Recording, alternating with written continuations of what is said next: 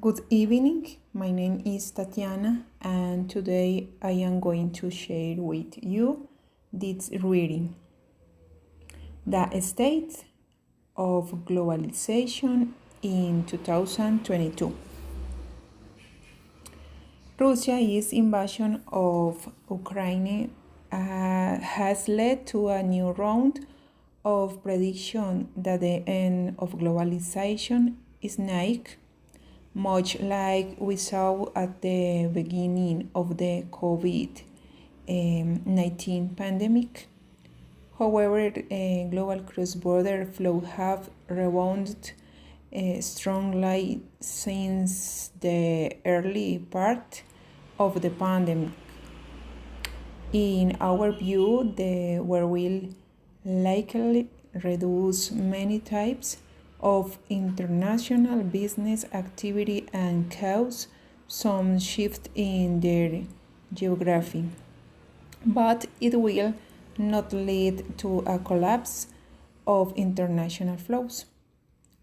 To understand why and to help you think through consequence for your company, it is essential to start with a baseline of how global flow were trending before the war.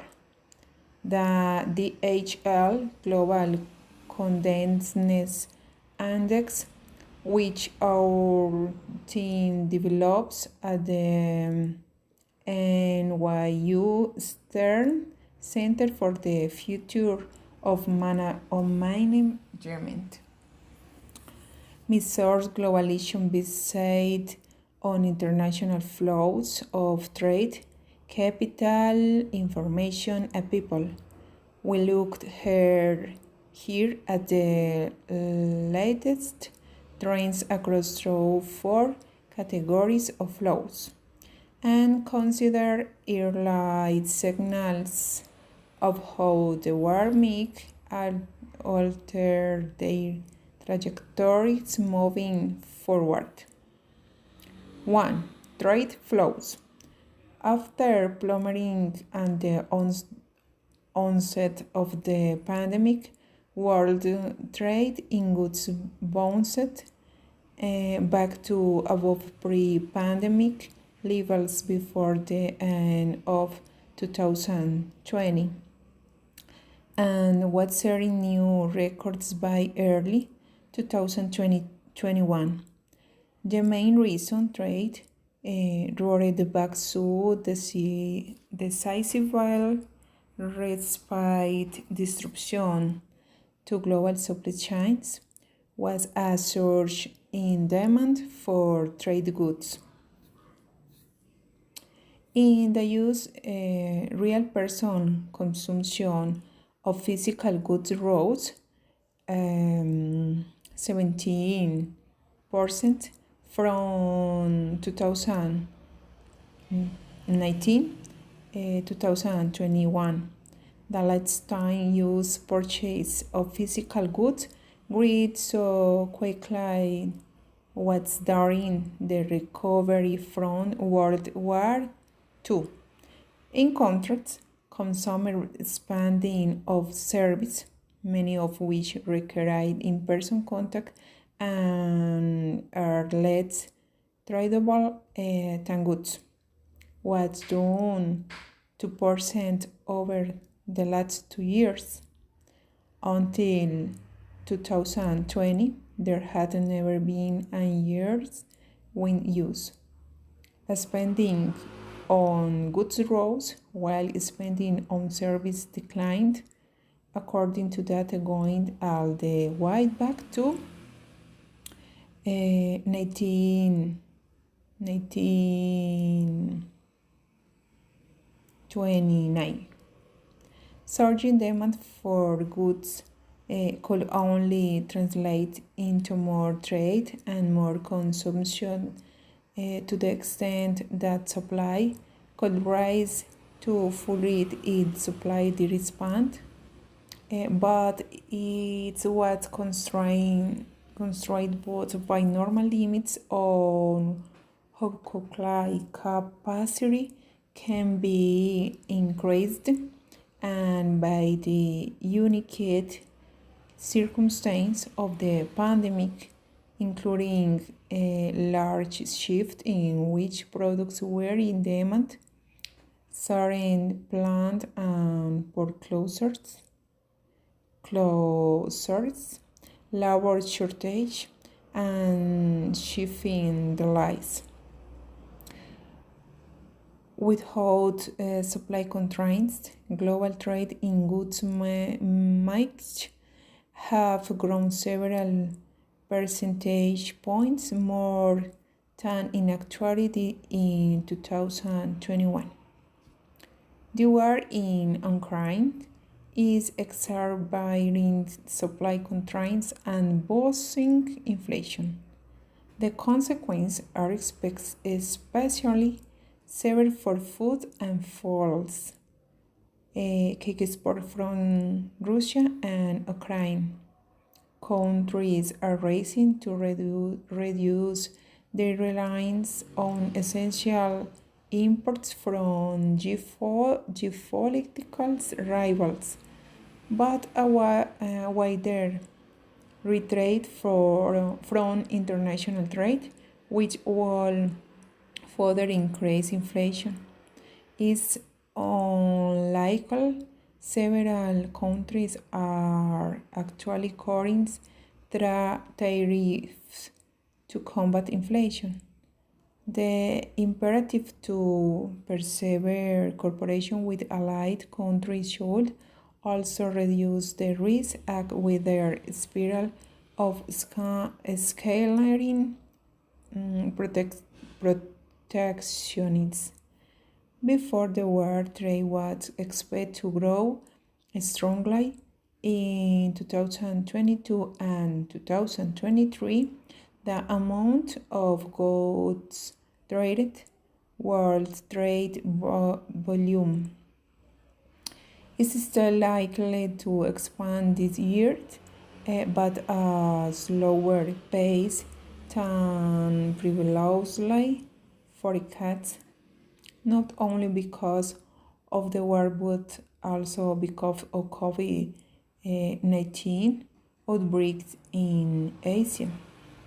If demand shifts back from goods to service, that would also reduce trade growth. Meanwhile, expect faster growth in the dollar value of world trade, which is boosted by high commodity price. Japanese licensed import data illustrate this pattern. The country imported less in February 2022, but the cost of the imports rose sharply. 2. Capital flows. Much like trade, international capital flows also plummeted at the beginning of the pandemic, and they have also recovered in 2020. Foreign direct investments flows, which reflect companies building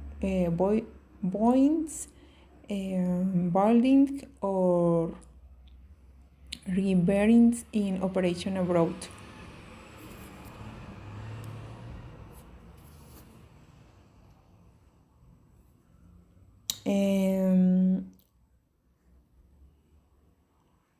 Record levels of economic uncertainty unsurprisingly prompted firms to hold off on committing to new investments. FDI surged back to above its pre-pandemic level in 2021, and the UN Conference on Trade and Development report and positive outlook for FDI growth as of January 2022.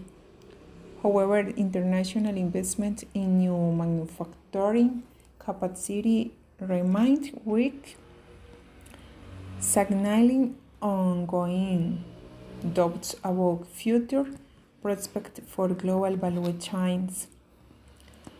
The war in Ukraine has prompted the withdrawal of more than 400 foreign firms from Russia, although it has not yet resulted in a wave of actual divestments of assets, which will reduce FDI, since Russia has only 1% of the world in world FDI stocks. The main effects of the war on international corporate investment are likely to result from its negative macroeconomic consequence. The war could global GDP growth over the next year by more than 1 percentage point, and FDI tends to suffer during periods of slower growth as companies focus on defining their current markets there that expanding into new ones. Portfolio investment constitutes another important part of international capital flows. It lines financial markets, but unlike FDI, does not involve control over foreign business entities.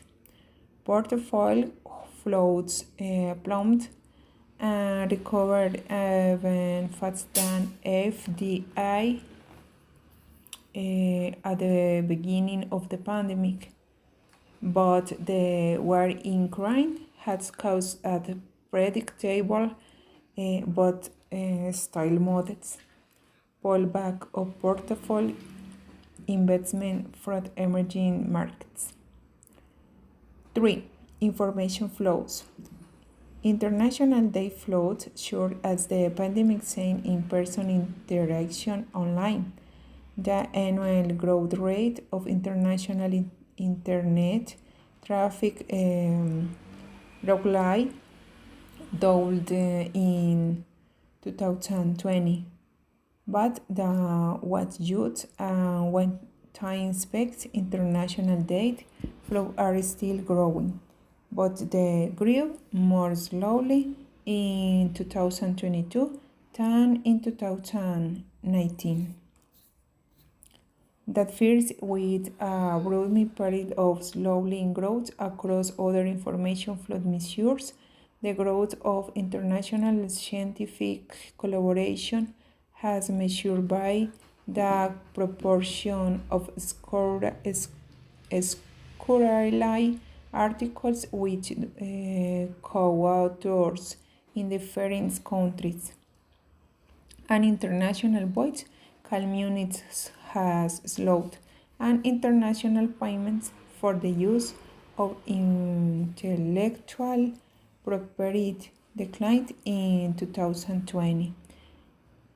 Looking forward, the globalization of information flows is clouded with an especially high level of uncertainty. Major economies are adopting very different approaches to regulating international data flows, with the potential to add soft freak and international data flows surged during the pandemic, so the cybersecurity threats, cybercrime complaints to the use of FBI wrongly doubled from 2019 to 2020.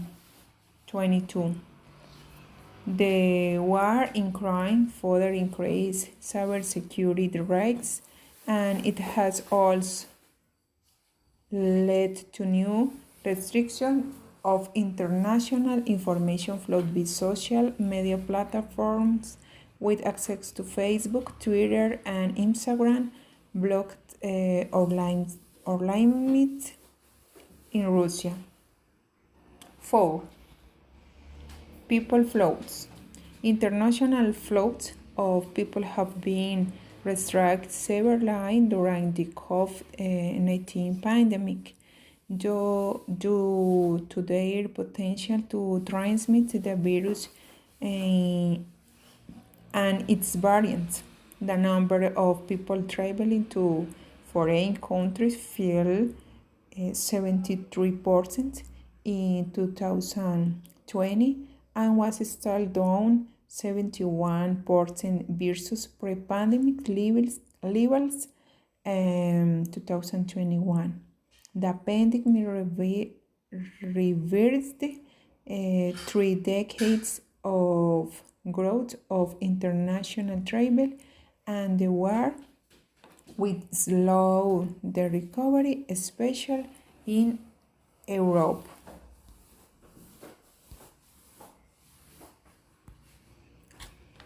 Bueno, este artículo habla del estado de la globalización en el 2022 y se habla que la invasión Rusia a Ucrania ha dado lugar a predecir de que el fin de la globalización está cerca. Pero esta guerra probablemente reducirá muchos tipos de actividad comercial internacional. También se habla de que hay señales para saber cómo la guerra podría alterar las trayectorias en el futuro. Y eso es, 1, los flujos comerciales, 2, los flujos capitales, 3, flujos de información y 4, el flujo de personas. Estas señales hacen que los procedimientos y los periodos de crecimiento tiendan a ser más lentos. Entonces, mirando la globalización de manera más amplia, en base al comercio, el capital, la información y los flujos de personas, los patrones son muy similares. A medida que las empresas contemplan ajustes a sus estrategias globales, es importante reconocer cuánta cantidad hay incluso pues en un periodo de cambios que son como desgarradores. Entonces, la globalización siempre ha sido un proceso desigual, con diferencias entre países y conflictos internacionales. Y esto va a reducir significativamente los mismos flujos internacionales. Bueno, compañeros y profesor, espero les haya sido útil este artículo. Hasta pronto.